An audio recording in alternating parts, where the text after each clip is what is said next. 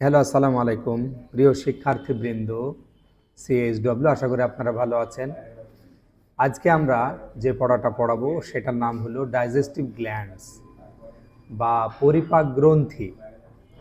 পরিপাক গ্রন্থি, গ্ল্যান্ড নাম শুনেছেন, কাকে বলে অনেকেরই জানা নাই। গ্রন্থি মানে হলো শরীরের ভেতরে এমন একটা অঙ্গ, এমন একটা জায়গা, যেই গ্রন্থি থেকে, ওই জায়গা থেকে রস বের হয়। যেমন একটা উদাহরণ দিই, খেজুর গাছ, খেজুর গাছের ওই যে মাথায় একটা চাকু দিয়ে চেঁচে দেয়, ওই জায়গাটুকুকে আমরা গ্রন্থি বলতে পারি খেজুর গাছের। আর ওই গ্রন্থি থেকে রস বের হয়, খেজুরের রস বের হয়।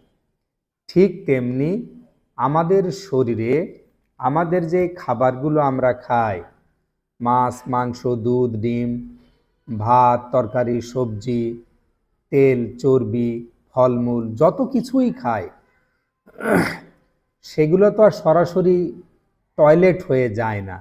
আমাদের শরীরের মধ্যে ওই খাবারটা ঢোকার পরে অনেকগুলো কাজ হয়, হজম হয়, খাবারগুলো লিকুইড হয়, এই খাবারগুলো নাড়ির মধ্যে গিয়ে চুষে নেয়, রক্তের মধ্যে চলে যায়, রক্তের মধ্যে গিয়ে কোষে যায়, কোষে গিয়ে মাইটোকন্ড্রিয়াতে যায়, গিয়ে তারপর আমাদের বল তৈরি হয়, আমাদের শক্তি তৈরি হয়।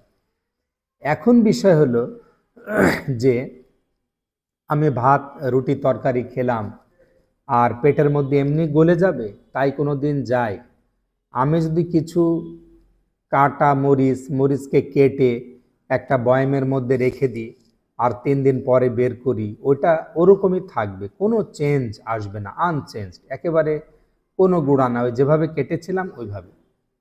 তাহলে আমার প্রশ্ন হলো যে যেই খাবারটা আমরা খাই, এটা তো দাঁত দিয়ে চিবিয়ে একেবারে ছাতু করে গিলে নেই না।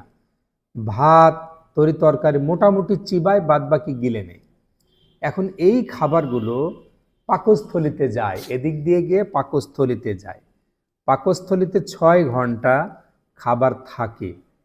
এই 6 ঘন্টায় কি কি হয় সেটা আমাদের জানা দরকার। এই যে স্টোমাক বা পাকস্থলী, এরকম একটা অঙ্গ, এই পাকস্থলীর দেয়ালে গ্রন্থি আছে, গ্যাস্ট্রিক গ্ল্যান্ড বলা হয়। ওই দেয়াল থেকে চুঁয়ে চুঁয়ে রস পড়ে। রসের নামটা আমি আপনাদের বলে দিই, 2 ধরনের মাথায় রাখবেন।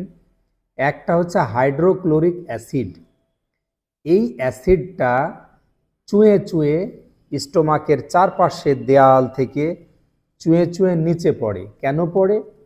এই অ্যাসিড অথবা অ্যাসিড, আমরা আপনারা জানি যে অ্যাসিডের অনেক পাওয়ার, সব কিছু ঝলসে দেয়।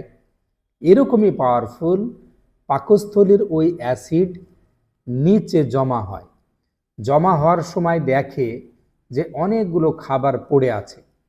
এই খাবারগুলোর সাথে অ্যাসিডটা মিশে মিশে মিশে এই খাবারকে ব্লেন্ডিং করে একেবারে ভাতের মাড়ের মতো জুস করে দেয়। মনে রাখবেন, এই হাইড্রোক্লোরিক অ্যাসিডকে আবার হেল্প করে আরও একটা রস, সেটার নাম হলো পেপসিন, PEPSIN, পেপসিন। এই পেপসিনও খাবার হজম করার জন্য দেয়াল বেয়ে বেয়ে, ওই খেজুরের রসের মতো ওই দেয়াল বেয়ে বেয়ে নিচে পড়ে হাইড্রোক্লোরিক অ্যাসিড এবং পেপসিন দুইটা মিলে খাবারকে একদম রস করে ফেলে। এই যে ভালো একটা হজম শুরু হইল বা হজম হইল, এই পেপসিন থেকে আমেরিকা পেপসি নামে কোল্ড ড্রিঙ্কস তৈরি করেছে, যেটা আমরা গরুর মাংস, ছাগলের মাংস, ফাস্টফুড, পোলাও, বিরিয়ানি খেলে আমরা খাবার হজমের জন্য একটু পেপসি খাই। তো বিষয় হলো যে আমাদের এই যে খাবার হজম শুরু, এরও আগে একটা কথা আছে, খাবার কিন্তু মুখে দিলেই প্রথম হজম শুরু হয়। কিভাবে? এই যে আমরা দাঁত দিয়ে চিবাই, চাবাই, চাবাইলেই কিন্তু আপনার হচ্ছে হজমটা শুরু হয়। মনে রাখুন, একটা ড্রাই কেক বা বিস্কিট শুকনা মুখে যখন আমরা দেই, দিয়ে চাবাইতে চাবাইতে দেখবেন এক সময় আমাদের ভেতরের রস, টায়ালিন নামে বা আমরা বলি লালা, স্যালাইভা, এই তিনটা জায়গা থেকে স্যালাইভা প্রথম মুখের মধ্যে বের হয়ে আসে। তিনটা গ্রন্থি আছে বা গ্ল্যান্ড আছে, প্যারোটিড, সাবম্যান্ডিবুলার, সাবলিঙ্গুয়াল। এই তিনটা রস বের হয়, বের হয়ে ওই শুকনা খাবারটাকে একেবারে ভিজিয়ে একবারে তৈলাক্ত করে দেয়, যাতে গিলতে আমার সমস্যা না হয়। তাহলে এই স্যালাইভা বা লালা, এখান থেকে খাবার হজমের শুরু। এখানে চিবিয়ে রস করে ভিজে গিলে নিলাম, গিলে নেওয়ার পরে পাকস্থলিতে গিয়ে আপনার ওই হাইড্রোক্লোরিক অ্যাসিড এবং ওই যে রস বের হয় পেপসিন, এই দুইটা মিলে খাবারকে আরও রস করে দেয়। এবং মুখের যে লালা, এই লালা কিন্তু প্রতিদিন 1 লিটার তৈরি হয়। ওপরওয়ালার অশেষ পাওয়ারফুল একটা ব্যাপার, একটা ক্ষমতা, যে এখানে শুধু প্রতিদিন 1 লিটার করে লালা তৈরি হয়। এইবার পেটের মধ্যে পাকস্থলিতে ওই যে হাইড্রোক্লোরিক অ্যাসিড এবং পেপসিন খাবারগুলোকে আমার একেবারে রস করে ফেললো। এই রসও কিন্তু আপনার 1 লিটার বের হয়। তাহলে এখানেও 1 লিটার বের হলো, এখানেও 1 লিটার, 2 লিটার। এরপর যখন খাবারটা জুস হয়ে গেল, পাকস্থলী থেকে ফোটায় ফোটায় নাড়ির মধ্যে ঢুকে যায়।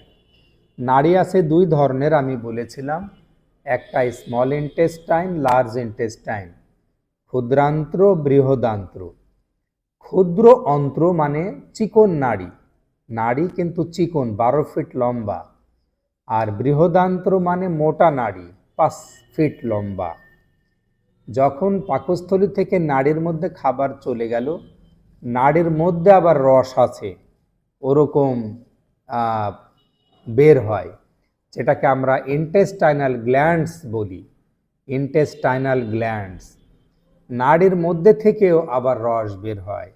পাশাপাশি 2টা অঙ্গ আছে, একটা হচ্ছে লিভার, লিভার থেকেও অনেক ধরনের রস বের হয়। আবার প্যানক্রিয়াস বা অগ্নাশয়, এখান থেকেও ইনসুলিন এবং গ্লুকাগন নামে হরমোন বা এনজাইম বের হয়। এই পাকস্থলীর রস এবং অগ্নাশয়ের রস নাড়ির মধ্যে ঢুকে যে জায়গায়, সেই জায়গাটার নাম second part of the duodenum, মানে নাড়ির একটা জায়গা। এই জায়গাটার আবার পুরা নাম আছে হেপাটো,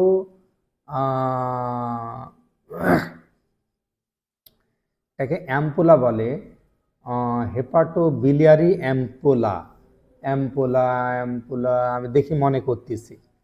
তাহলে হেপাটো বিলিয়ারি, আচ্ছা মনে করি, এইখানে second part of the duodenum, অর্থাৎ পাকস্থলীর ঠিক নিচে যখন নাড়ির মধ্যে খাবারটা ঢুকে গেল, নাড়ির রস, লিভারের রস, লিভারের রস বলতে আপনারা সোজা কথা পিত্ত, যেই পিত্ত মায়েরা মাছ কাটতে গেলে সবুজ পিত্ত তিতো বের করে দেয়, ওই পিত্তটা কিন্তু এমনি এমনি না, ওটা খাবার হজম করে।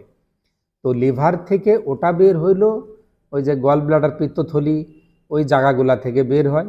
এদিকে অগ্নাশয় থেকে রস বের হইলো, আর আমাদের যে নাড়ি, সেই নাড়ির রস, এই সব রস মিলে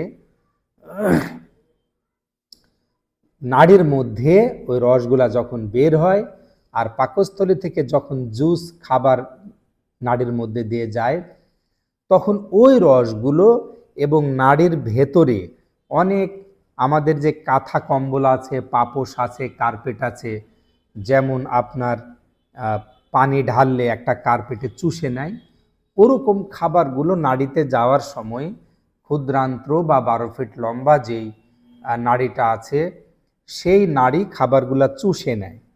চুষে নিয়ে নাড়ির রক্তের মধ্যে চলে যায়, সারা শরীরে রক্তের মধ্যে চলে যায়। আর যেগুলো বর্জ্য পদার্থ, ময়লা, সেই ময়লাগুলো চিকন নাড়ি থেকে মোটা নাড়ি চলে যায়, কারণ মোটা নাড়িতে আপনার টয়লেট তৈরি হয়, স্টুল পায়খানা তৈরি হয়, আর মাত্র 5% খাবার এখান থেকে রক্তের মধ্যে চুষে নেয়। 95%ই আপনার ক্ষুদ্রান্ত্র বা ছোট নাড়ি থেকে চুষে।